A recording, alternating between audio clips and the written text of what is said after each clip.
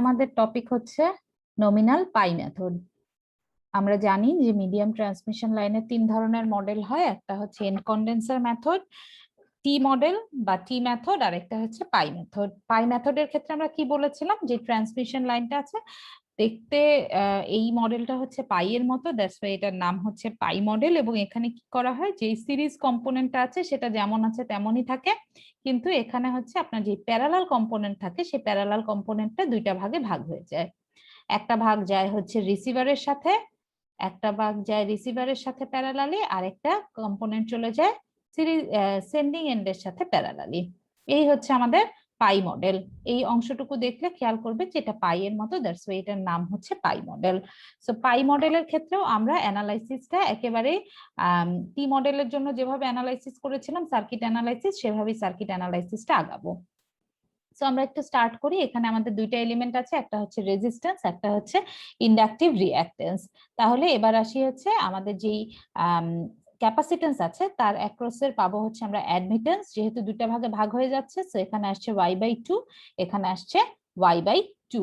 এবার আসি হচ্ছে আমাদের সার্কিটের আমরা ফার্স্ট স্টেপ শুরু করব। অবশ্যই আমরা যে কোনো ট্রান্সমিশন লাইনের অ্যানালাইসিস স্টার্ট করব হচ্ছে রিসিভিং এন্ড থেকে। এটা সবসময় মাথায় রাখবো, যেহেতু রিসিভার এন্ডের ইনফরমেশন গুলো পাওয়া অনেকটা সহজ। যে রিসিভার এন্ডের যে লোড গুলো আছে সেই লোডের অ্যাক্রসের ভোল্টেজ, কারেন্ট, ভোল্টেজ, পাওয়ার, এগুলো মেজার করাটা অনেক সহজ। তো এগুলোর মাধ্যমেই আমরা আসলে আমাদের ক্যালকুলেশনটা স্টার্ট করব। সো এখানে এই লোডের সার্কিটের থেকে আমাদের কাজ স্টার্ট হবে। আমরা এই পয়েন্টে একটা কেসিএল অ্যাপ্লাই করি। এই পয়েন্টে একটা কেসিএল অ্যাপ্লাই করলে কি পাবো আমরা, আইএল, দ্যাট মিনস লাইনের মধ্য দিয়ে যে কারেন্ট যাচ্ছে সেটা ইকুয়াল টু IC1। এই যে লোড তার অ্যাক্রসের যে ক্যাপাসিটেন্সটা, এটার মধ্য দিয়ে যে কারেন্ট যাচ্ছে সেটাকে বলছি আমরা IC1। So IC1 plus IR। এখন লোডের ইনফরমেশন আমার জানা আছে, সো আমার কি কি জানতে হবে, আমার আইএল এর মানটা বের করতে আমাকে জানতে হবে হচ্ছে IC1 এর মান। এখন দেখেন IC1 এর মানটা কিভাবে বের করতে পারি আমরা জানি কি ক্যাপাসিটরের জন্য current IC1 is equal two, বলেন, এটার অ্যাক্রসের, এই ক্যাপাসিটরের অ্যাক্রসের ভোল্টেজ, এই ক্যাপাসিটরের অ্যাক্রসের ভোল্টেজ কত হবে, VR, লোডের অ্যাক্রসের যে ভোল্টেজ, কারণ এই ক্যাপাসিটরটা হচ্ছে একেবারে এন্ড সাইডে লাগানো, দ্যাট মিন্স লোডের অ্যাক্রসে কানেক্টেড। সো এটা হয়ে যাবে VR, দেন এটার সাথে তার যে অ্যাডমিটেন্স, তার অ্যাডমিটেন্স y/2, সেই y/2 মাল্টিপ্লাই হয়ে যাবে। সো এই হয়ে গেল আমাদের IC1। সো IC1 এর মানটা যদি আমরা বসাই দিই, এখান থেকে আমরা IL এর ইকুয়েশনটা জানতে পারলাম, দ্যাট মিন্স লোড কারেন্টের ইকুয়েশনটা জানা গেল। এবার আসি হচ্ছে লোড কারেন্টের ইকুয়েশনটা যেহেতু আমরা জানি, এখন তাহলে আমরা এই যে VS ভোল্টেজটা, এই VS ভোল্টেজটা আমরা বের করতে পারি, কারণ আমরা এই লুপে একটা KVL অ্যাপ্লাই করতে পারি। এই লুপে KVL অ্যাপ্লাই করলে কি দাঁড়াবে, এই ক্যাপাসিটেন্সটার অ্যাক্রসের ভোল্টেজ কিন্তু আবার সেন্ডিং এন্ডের ভোল্টেজ VS। সো আমাদের ইকুয়েশনটা দাঁড়াবে হচ্ছে -VS plus IL into R plus JXL, তারপরে কি আসবে, এই ভোল্টেজটা, এই ভোল্টেজটার মান কত, প্লাস VR ইকুয়াল টু 0। তাহলে এই ইকুয়েশনটার দিকে যদি একটু খেয়াল করেন, আমরা VR এর মান জানা, আর XL, IL, এগুলো আমরা আগের স্টেপের ইকুয়েশন গুলোতে ইকুয়েশন ডিরাইভ করেছি। তো আমরা এবার VS এর ইকুয়েশনটা ডিরাইভ করব। সো VS কে লেফট সাইডে রেখে বাকি সব গুলো টার্মকে আমরা রাইট সাইডে নিয়ে যাব। এবং দেখেন ইকুয়েশনটাকে আবারও আমরা বলেছিলাম, গত ক্লাসে বলেছিলাম, BS এবং IS এদেরকে আমরা রিপ্রেজেন্ট করব as a function of, car car function হিসেবে, অ্যাডমিটেন্স আর হলো VR আর IRL, রিসিভার সাইডের ভোল্টেজ এবং রিসিভার সাইডের কারেন্টের ফাংশন হিসেবে রিপ্রেজেন্ট করব। সো এই হচ্ছে আমাদের ইকুয়েশন 2 আমরা রিপ্রেজেন্ট করলাম।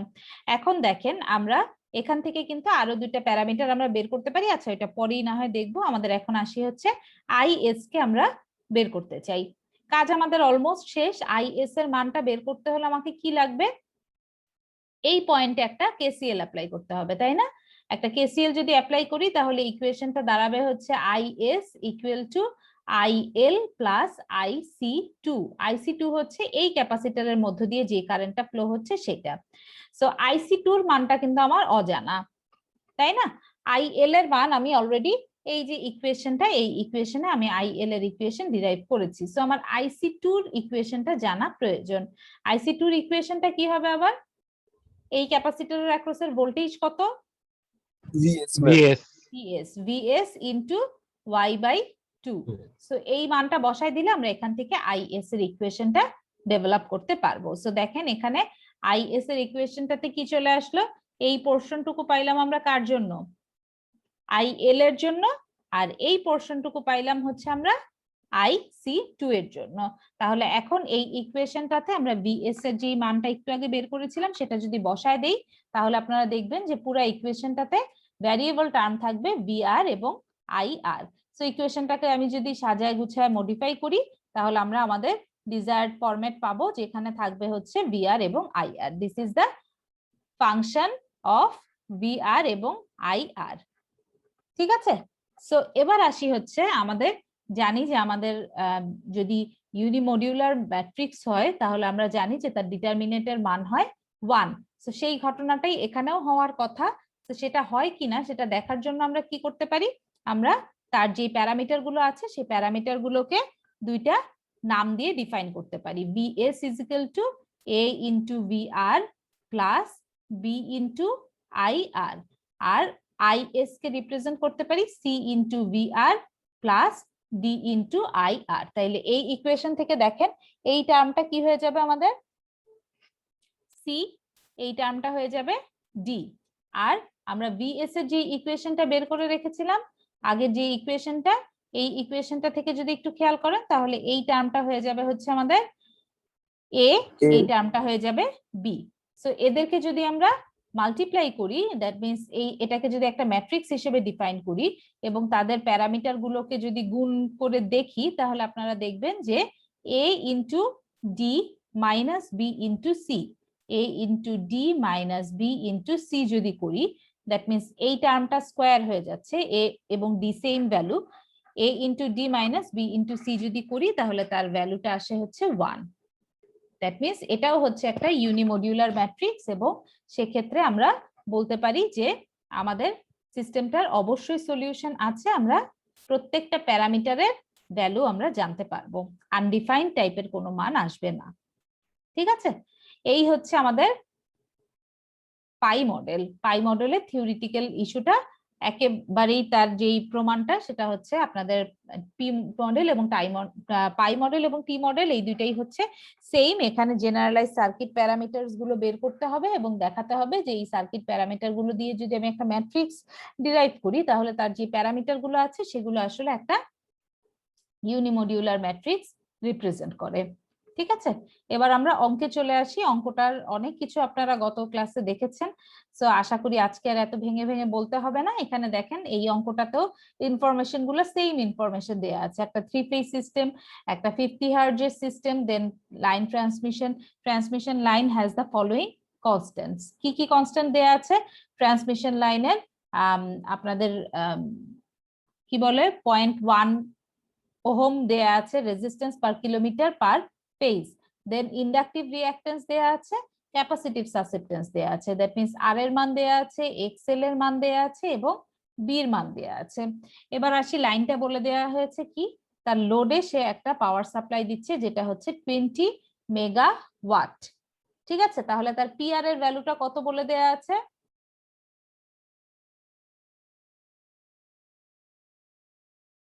বলেন, পিআর এর ভ্যালু 20 কত বলে মেগাওয়াট। দেয়া আছে? 20 মেগাওয়াট। দেন এখানে বলে দেয়া আছে রিসিভার সাইডের ভোল্টেজের মানটা বলে দেয়া আছে, দ্যাট মিন্স বিআর এর মানটা বলে দেয়া আছে 66 কিলো ভোল্ট। এখন বলেন এই মানটা কিসে দেয়া আছে? Line to line voltage. Line to line ভোল্টেজের মানটা দিয়ে দেয়া আছে। দেন আমাকে আরো বলে দেয়া আছে পাওয়ার ফ্যাক্টর cos থিটা আর, সেটার মান আমাকে বলে দেয়া আছে 0.9 এবং ইনফরমেশনটা কিসে দেয়া আছে? ল্যাগিং। তার মানে অবশ্যই আইআর কি করবে? আইআর ল্যাগ করবে। আইআর ল্যাগ করবে। ঠিক আছে? সো এই হচ্ছে আমাদের মোটামুটি ভাবে ইনফরমেশন গুলো দেয়া আছে।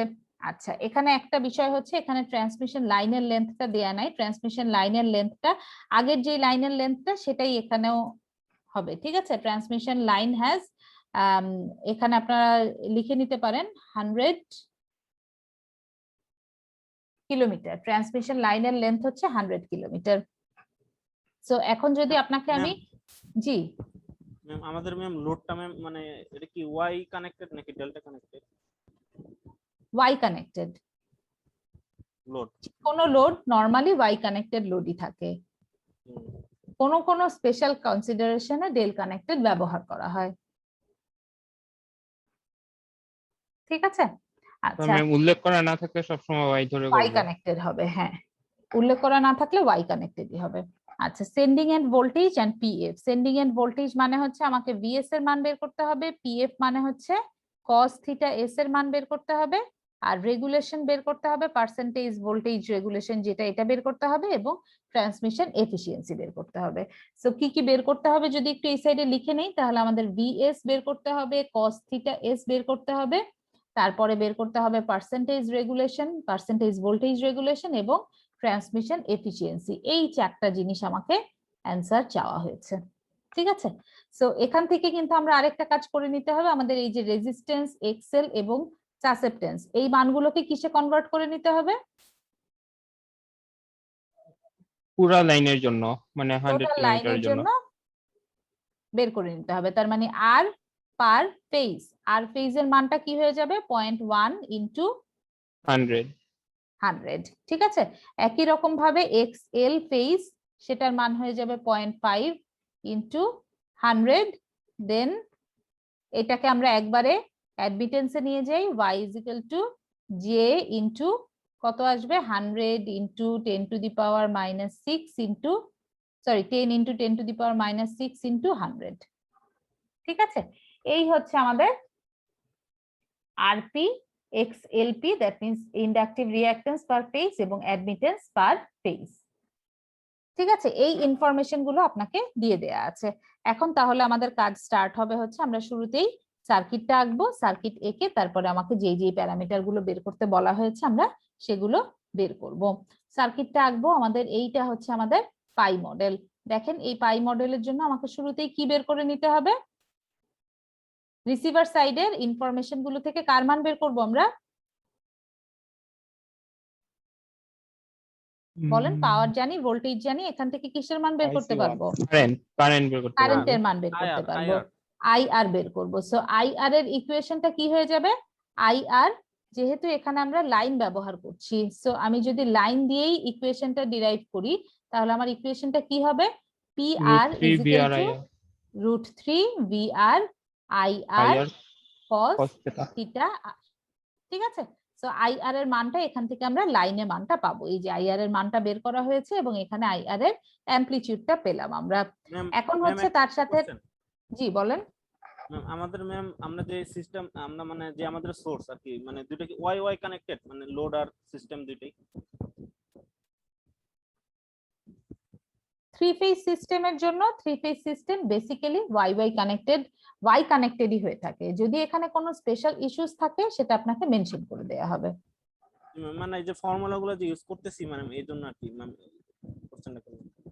হ্যাঁ, থ্রি ফেজ সিস্টেম বেসিক্যালি আমরা ওয়াই ওয়াই কানেকশনই ব্যবহার করি। ওয়াই কানেকশনের বেনিফিট হচ্ছে ওয়াই কানেকশনে একটা নিউট্রাল দেওয়ার জায়গা আছে, আপনার প্রয়োজন অনুযায়ী আপনি নিউট্রালটাকে ব্যবহার করতে পারবেন। ডেল্টা কানেকশনের যে অসুবিধা সেটা হচ্ছে ডেল্টা কানেকশনে আপনি চাইলেও নিউট্রাল বসাতে পারবেন না।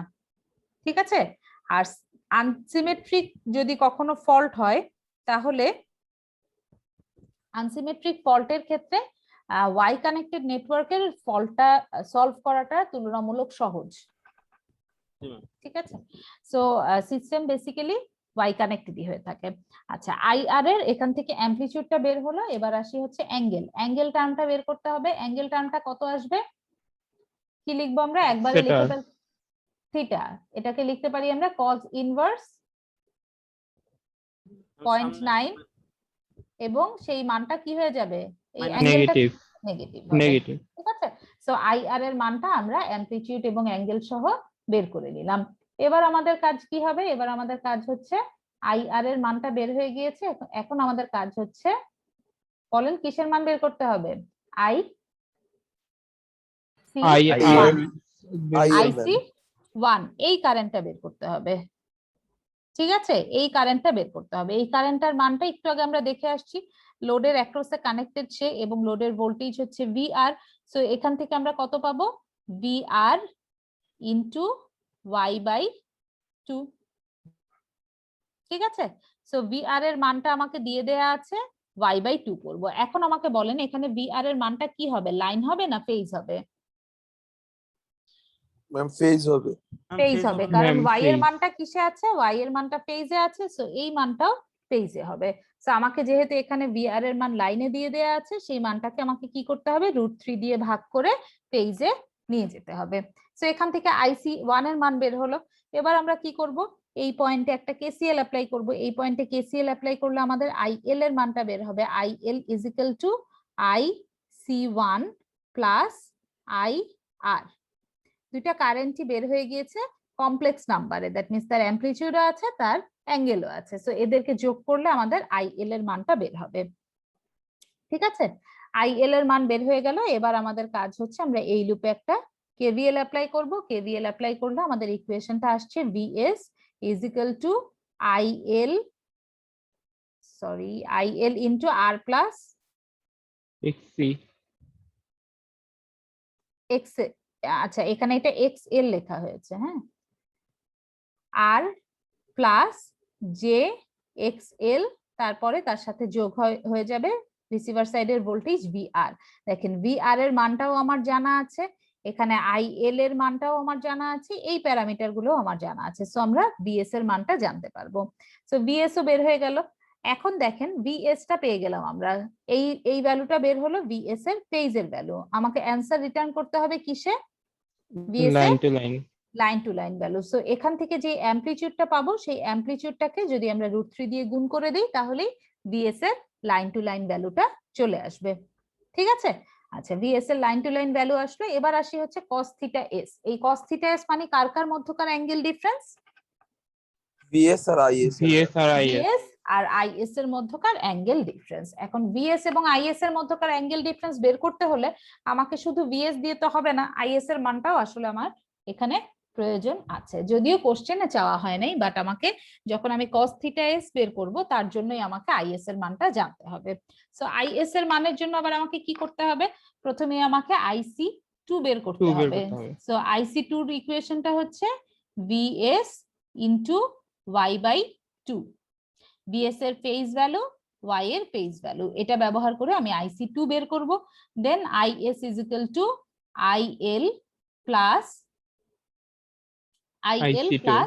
IC2, এটা করলে আমাদের IS এর মানটা বের হয়ে আসবে, ঠিক আছে। সো আমাদের সবগুলো মান আমাদের বের হয়ে গেল। এবার আসি হচ্ছে মানগুলো যে বের হলো, সেই মান থেকে দেখে আমরা দেখব যে অ্যাঙ্গেলটা আসলে কত ডিগ্রি হয়।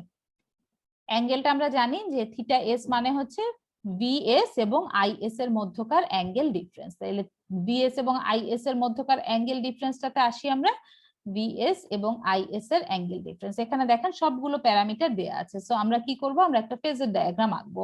ফেজর ডায়াগ্রামটাতে রেফারেন্স থাকবে কে, VR ম্যাম। VR থাকবে রেফারেন্স, VR রেফারেন্স, এবং তার IR এর ভ্যালুটা কত ডিগ্রি আসছিল, ভুলে গেছি তো IR এর ভ্যালুটা। IR এর ভ্যালুটা আসছে হচ্ছে, হ্যাঁ তো কমপ্লেক্স 194।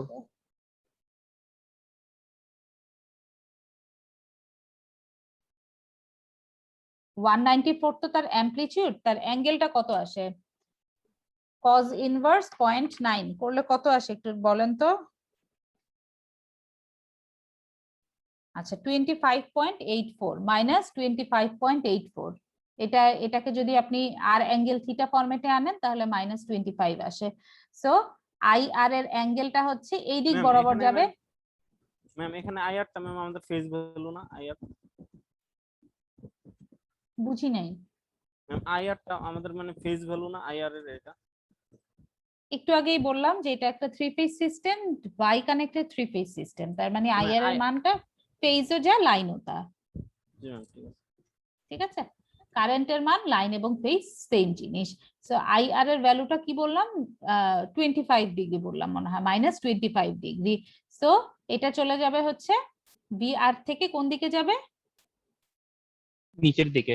নিচের দিকে। এটা পাইলাম হচ্ছে IR, এই অ্যাঙ্গেলটা হচ্ছে θR। যার মান হচ্ছে -25°। আচ্ছা, এবার আসি হচ্ছে IC1, দরকার নাই, আমরা VS এ চলে যাই। VS এর ভ্যালুটা কত আসছে দেখেন, তার অ্যাঙ্গেলটা আসছে +10.625°। সো এটা কোন দিকে যাবে? উপরের দিকে। উপরের দিকে যাবে। এটা হচ্ছে আমাদের VS এবং এইটা অ্যাঙ্গেলটা হচ্ছে আলফা। এবার আসি IS। IS এর অ্যাঙ্গেল কত ডিগ্রি আসছে? -14°। তার মানে এইরকম একটা জায়গায় আমরা পাচ্ছি IS। সো এই অ্যাঙ্গেলটা হচ্ছে বিটা। সো এখন আমাকে বলেন BS এর মানটা কত হবে? Alpha alpha plus beta. Alpha plus beta. এই অ্যাঙ্গেলটা হচ্ছে আমাদের থিটা এস। তো সেই কাজটাই করা হয়েছে। এখানে নাম দিচ্ছে θ1 θ2, আমি যেটাকে আলফা বিটা নাম দিয়েছি, এখানে θ1 θ2 নাম দেওয়া হয়েছে। এই দুটাকে যোগ করলে আমরা থিটা এস এর মান পাচ্ছি। সো থিটা এস পেয়ে গেলে আমাদের কাজ অলমোস্ট শেষ। এটাকে কজ করে দিলেই পাওয়ার ফ্যাক্টরের মানটা পেয়ে যাচ্ছি। এবার আমার দরকার হচ্ছে পার্সেন্টেজ ভোল্টেজ রেগুলেশন, আর আমার দরকার হচ্ছে ইটার মান। সো আমরা সূত্রগুলো যদি দেখি, আমাদের পার্সেন্টেজ রেগুলেশনটা কি বলে? নো লোড ভোল্টেজ, তাই না? প্রথমে লাগে হচ্ছে আমার no load voltage. No load voltage মানে লোডের অ্যাক্রসে, লোড যেই জায়গাটায় রিসিভার সাইডে কোনো লোড কানেক্টেড নাই, তাহলে আমি সেন্ডিং এন্ডে যা ভোল্টেজ দিচ্ছি সরাসরি সেটাই পাবো না, ওপেন সার্কিট। তো no load voltage minus full load voltage divided by full load voltage. ঠিক আছে, তাইলে জিনিসটা আসলে কি দাঁড়াচ্ছে? নো লোড ভোল্টেজ মানে VS, ফুল লোড ভোল্টেজ মানে রিসিভার সাইডে লোড আছে, ডিভাইডেড বাই VR। সো এই মানগুলো যদি আমি বসায় দেই, এটাকে 100 দিয়ে পার্সেন্টেজ করি, তাহলে আমাদের পার্সেন্টেজ ভোল্টেজ রেগুলেশন বের হয়ে আসবে। এখন একটা জিনিস খেয়াল রাখবো, আমি যদি এখানে VS এর ভ্যালুটা লাইনে নেই, তাহলে VR এর ভ্যালুগুলো লাইনে নিব। আর যদি আমি এটাকে ফেজে নেই, তাহলে এই ভ্যালুগুলোকেও কিসে নিব? ফেজে নিব। যেহেতু কম্পেয়ার, তাহলে খেয়াল রাখবেন এই ভুলটা আমরা করি, আমরা দেখা যায় একটা লাইনের ভ্যালু নিচ্ছি, একটা পেজের ভ্যালু নিচ্ছি। দুইজনের মধ্যে যখন আমি কম্পেয়ার করছি, তখন একজন পরে ক্লাস 1-এ আর একজন পরে ক্লাস 5-এ, তাদের দুইজনের মেরিট নিশ্চয়ই কম্পেয়ার করা যাবে না, তাই না? মেরিট কম্পেয়ার করতে গেলে বা রেজাল্ট কম্পেয়ার করতে গেলে বা তাদের এক্সাম স্ক্রিপ্ট কম্পেয়ার করতে গেলে একই জায়গায় থাকতে হবে, একই বেজে থাকতে হবে। সো এটা একটু খেয়াল রাখবেন। এই গেল হচ্ছে পার্সেন্টেজ রেগুলেশন। তারপরে আসি হচ্ছে আমাদের কি লাগছে, এফিসিয়েন্সি বা ইটা বের করতে হচ্ছে। ইটা মানে কি? P output divided by P input, that means PR by PS, নাকি? তাই না? Yes ma'am. সো PR এর মানটা আমাকে দিয়ে দেয়া আছে, PS এর মানটা আমাকে বের করতে হবে। সো PS এর মানটা আমরা কি লিখতে পারি? √3 VS IS cos θS, এবং এই মানগুলো হচ্ছে লাইনের ভ্যালু। ঠিক আছে, বুঝতে পারছি? Yes ma'am. আচ্ছা, এখানে আবার আমি যেই সূত্রটা দিয়ে এখানে অঙ্ক করেছি, এখানে কিন্তু ফেজের ভ্যালু ইউজ করা হয়েছে। 3 VS IS cos θS মানে হচ্ছে এখানে ফেজের ভ্যালু গুলো ব্যবহার করা হয়েছে। সো এই হচ্ছে আমাদের মোটামুটি ভাবে। জি বলেন। ম্যাম এই ফর্মুলা দিয়ে করলে কি হবে না ম্যাম, যদি 3 VS IS? হ্যাঁ হবে, কেন হবে না? পাওয়ারের তো দুইটা ইকুয়েশন, যেটা আপনার ভালো লাগে সেটা দিয়েই করবেন। কিন্তু এই ফর্মুলায় যদি আপনি L বসান তাহলে হবে না। জি ম্যাম, ঠিক আছে ম্যাম। এটা ফেজের জন্য আর এটা লাইনের জন্য। একটা ফেজের জন্য, একটা লাইনের জন্য, ঠিক। 3 ফেজ সিস্টেমের জন্য পাওয়ারের ইকুয়েশনটা, যেহেতু আমাদের লাইন ভোল্টেজ এবং যদি আমি ওয়াই কানেক্টেড চিন্তা করে বলি, লাইন ভোল্টেজ এবং ফেজ ভোল্টেজের একটা রিলেশন আছে, √3 টাইমস একটা রিলেশন আছে, সেই রিলেশনটার জন্য পাওয়ারের ইকুয়েশনটাতেও পরিবর্তন আসে। ঠিক আছে, তো এই হচ্ছে আমাদের শর্ট মিডিয়াম ট্রান্সমিশন লাইনের পাই মডেল। মিডিয়াম ট্রান্সমিশন লাইনের পাই মডেলের কয়েকটা অ্যাজাম্পশন আছে, সেই অ্যাজাম্পশন গুলো যদি একটু খেয়াল করি আমরা, দেখেন অ্যাজাম্পশন গুলো বলছে এটা হচ্ছে তার যে ক্যাপাসিটেন্সটা থাকে, এই ক্যাপাসিটেন্সটা দুইটা ভাগে ভাগ হয়ে যায়, এবং সেটা একটা ভাগ যায় রিসিভার সাইডে, একটা ভাগ যায় সেন্ডিং এন্ডে, এবং বলা হচ্ছে capacitance at the sending end has no effect on the line drop. কারণটা কি? এই যে সেন্ডিং এন্ডের যে ক্যাপাসিটেন্স আছে, সেই ক্যাপাসিটেন্সের ভোল্টেজটা কি? সেন্ডিং এন্ডের ভোল্টেজটাই না। সো এটা আসলে লাইন ভোল্টেজে যে ড্রপ হয় সেটাতে কোনো এফেক্ট ফেলে না। আরেকটা বিষয় বলা হচ্ছে ক্যাপাসিটেন্সের চার্জিং কারেন্টটা অবশ্যই প্রয়োজন যখন আমি সেন্ডিং এন্ডের কারেন্টটা বের করতে চাচ্ছি। ঠিক আছে, আমরা দেখেছিলাম যে এই IC2 কারেন্টটা প্রয়োজন যখন আমার এই IS-টা আমি বের করছি। সো এই হচ্ছে পাই মডেলের কিছু অ্যাজাম্পশন। এবার আসি হচ্ছে একটা মিডিয়াম ট্রান্সমিশন লাইনের পাই মডেল এবং টি মডেল, এর মধ্যে কি আপনাদের কারো কোনো সমস্যা আছে? না ম্যাম। কারো কোনো সমস্যা নাই? তাহলে এখন আমরা ডিফারেন্ট একটা ইফেক্ট দেখি।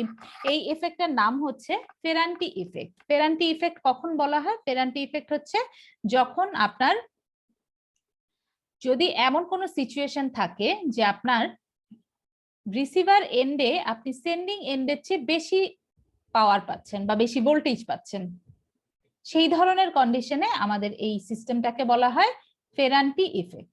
কখনো তো এমন হওয়ার কথা না, তাই না? Yes, রিসিভার এন্ডের ভোল্টেজটা সেন্ডিং এন্ডের ভোল্টেজের চেয়ে কম হবে কারণ লাইনে কিছুটা ড্রপ হচ্ছে। কিন্তু এমন যদি কখনো হয় যে লাইনটা আসলে কাজ করছে একটা সোর্স হিসেবে, বা আপনার সেন্ডিং এন্ডে রিসিভার এন্ডে এমন কিছু আছে যেটা এডিশনালি জেনারেট করছে, তখন সেন্ডিং এন্ডের ভোল্টেজটা বেড়ে যেতে পারে। সো সেই ধরনের কন্ডিশনে আমরা যেই এফেক্টটা পাই সেটাকে বলা হয় ফেরান্টি ইফেক্ট। এই যে দেখেন এখানে লেখা আছে যে capacitor charging current leads to the voltage drop across the line inductor.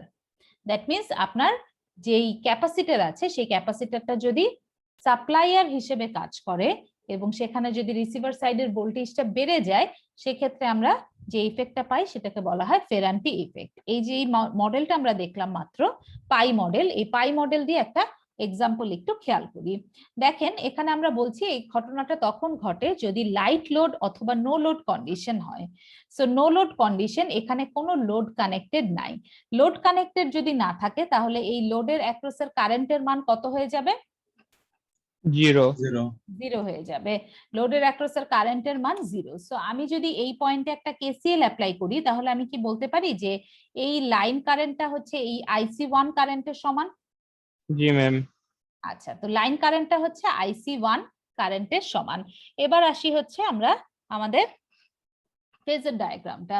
So এইটা হচ্ছে আমাদের রেফারেন্স VR, ঠিক আছে? সো এই VR থেকে কত আমাকে বিয়োগ করতে হবে? IC1 R প্লাস X, তাই না?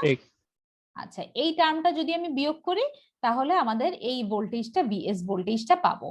আচ্ছা, সো এর জন্য এখন আসি হচ্ছে IC1। IC1 হচ্ছে ক্যাপাসিটরের অ্যাক্রসের কারেন্ট।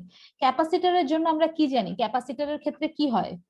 ভোল্টেজ লিড করে না কারেন্ট লিড করে? ম্যাম কারেন্ট লিড করে। কারেন্ট লিড করে। তাহলে এটা যদি হয় আমাদের VR, এই ক্যাপাসিটরের অ্যাক্রসের কথা চিন্তা করেন, এটা যদি হয় VR তাহলে তার কারেন্টটা কি করবে? তাকে লিড করবে এবং কত ডিগ্রি অ্যাঙ্গেলে লিড করবে? 90 ডিগ্রি। 90 ডিগ্রি অ্যাঙ্গেলে লিড করবে, ঠিক আছে? সো এই হচ্ছে আমাদের VR। ওকে, আচ্ছা, এবার আমার কি দরকার? এই যে IC1 কারেন্ট, এই IC1 কারেন্টটা কার সাথে গুণ হচ্ছে? IR এর সাথে গুণ হচ্ছে। সো এই VR এর সাথে VR থেকে বিয়োগ করছি হচ্ছে আমরা আমাদের ইকুয়েশনটা যদি লিখে নিই আরেকবার একটু, VR plus IC1 R plus JXL, তাই না? এটা করলে আমরা VS এর মানটা পাবো। সো VR লিখলাম, তার সাথে হচ্ছে IC1 into R। IC1 into R করলে তার অ্যাঙ্গেলটা কি কোন দিকে আসবে? কার মতো হবে অ্যাঙ্গেলটা? ম্যাম IC1 এর মতো। IC1 এর মতো হবে, তাই না? আর এর তো কোনো অ্যাঙ্গেল নাই। জি ম্যাম। সো এই দিক বরাবর গেলে হচ্ছে আমাদের অ্যাঙ্গেলটা, এটা পাচ্ছি হচ্ছে আমরা IC1 ইন্টু R। এবার তার সাথে যোগ করতে হবে কাকে? IC1 ইন্টু JXL, তার মানে এই দিক বরাবর পাচ্ছি আমাদের IC1 ইন্টু JXL, এই টার্মটা। এবার দেখেন এই পয়েন্টটা আর এই পয়েন্টটা যদি আমরা যোগ করি তাহলেই আমরা কি পাবো? VS পাবো। ভেক্টর যোগ করছি, তাই না? সো এইটা যদি আমি যোগ করি তাহলেই পাচ্ছি VS। এখন এই ছবিটা দেখে বলেন তো VR এর মান বড় নাকি VS এর মান বড়?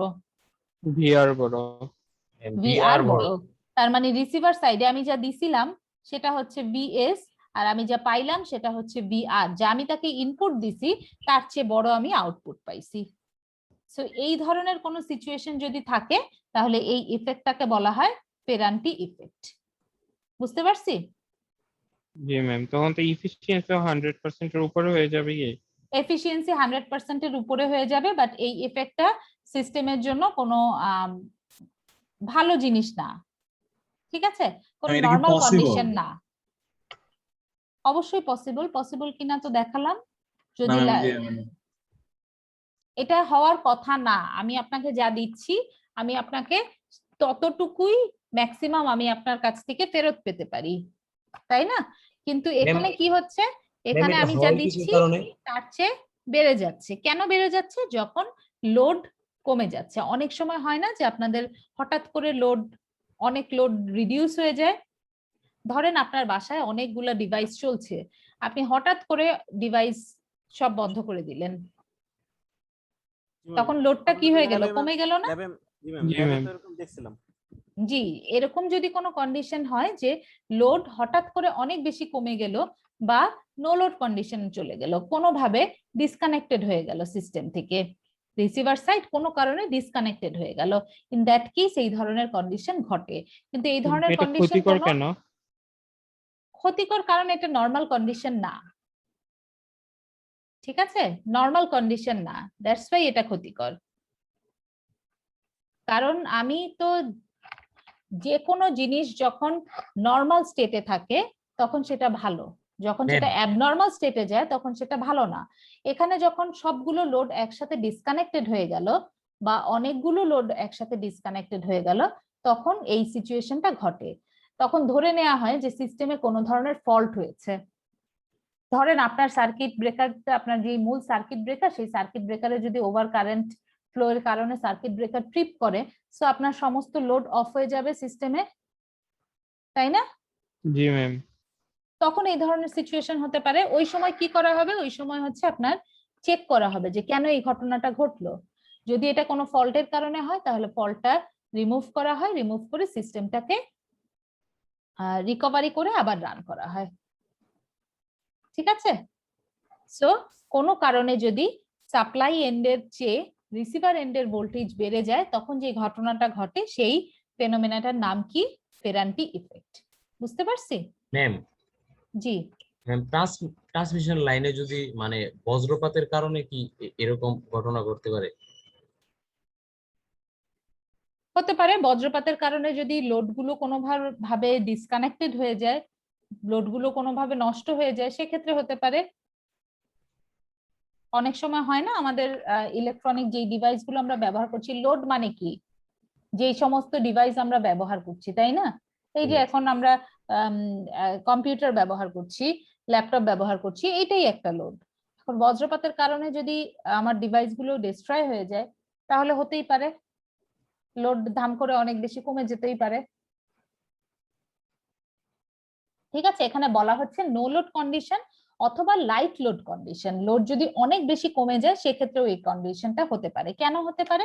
কারণ আমরা এখানে বলছিলাম যে এই কারেন্টের মানটা, এই ইকুয়েশনটা কি, এটা হচ্ছে আইএল, আর এদিকে যাচ্ছিলাম আমরা আইআর, এবং এই কারেন্টটার মান হচ্ছে IC1। So IL is equal to IR plus IC1। এখন এই কারেন্টের মানটা যদি খুব ছোট হয়ে যায়, ঠিক আছে, এই কারেন্টের মানটা যদি খুব ছোট হয়ে যায়, সেক্ষেত্রেও আমরা বলতে পারি IL is almost equal to IC1, তাই না? তো এই বিষয়টা আসলে দুই ধরনের কন্ডিশনের জন্যই হয়। যদি নো লোড কন্ডিশন হয় অথবা লাইট লোড কন্ডিশন হয়, তার জন্য এই ইফেক্টটা পেয়ে থাকি। বোঝা গেছে? জি ম্যাম। Yes, ma'am.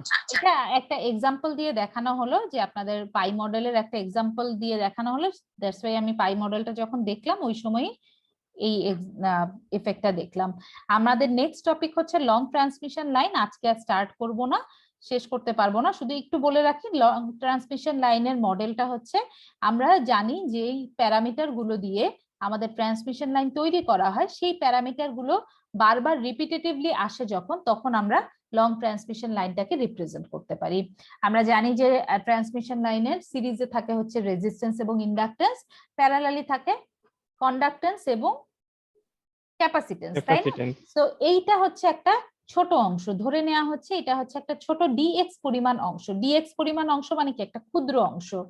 এই অংশগুলো রিপিটেটিভলি আসে, দ্যাট মিনস একজন আরেকজনের সাথে কমিউলেটিভলি এসে তারা টোটাল ট্রান্সমিশন লাইনটা তৈরি করে। সো আমরা লং ট্রান্সমিশন লাইনের ক্ষেত্রে যেটা করা হয়, এই ছোট একটা অংশের জন্য যদি আমরা প্যারামিটার গুলো বের করতে পারি, দেন আমরা ওভারঅল সিস্টেমের জন্য কাজটা করতে পারি। সো আমরা লং ট্রান্সমিশন লাইনের যেই ইকুয়েশন গুলো আছে, রিসিভার এন্ডের ভোল্টেজ কারেন্ট এবং সেন্ডিং এন্ডের ভোল্টেজ কারেন্ট, সেগুলো আমরা এই ছোট একটা অংশের জন্য বের করব।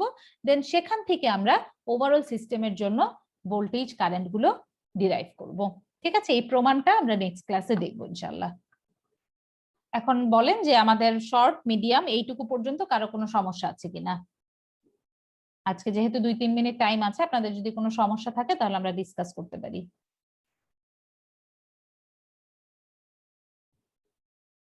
ওকে, সমস্যা যেহেতু নাই, ধরে নিচ্ছি যে আমরা বুঝতে পারছি। সো আমাদের নেক্সট টপিকটা আমরা নেক্সট ক্লাসে স্টার্ট করব ইনশাআল্লাহ, নেক্সট রবিবার স্টার্ট করব। আজকে তাহলে এই পর্যন্তই। ভালো থাকেন সবাই, আল্লাহ হাফেজ। আসসালামু আলাইকুম। Assalamu alaikum, ma'am. ওয়ালাইকুম আসসালাম।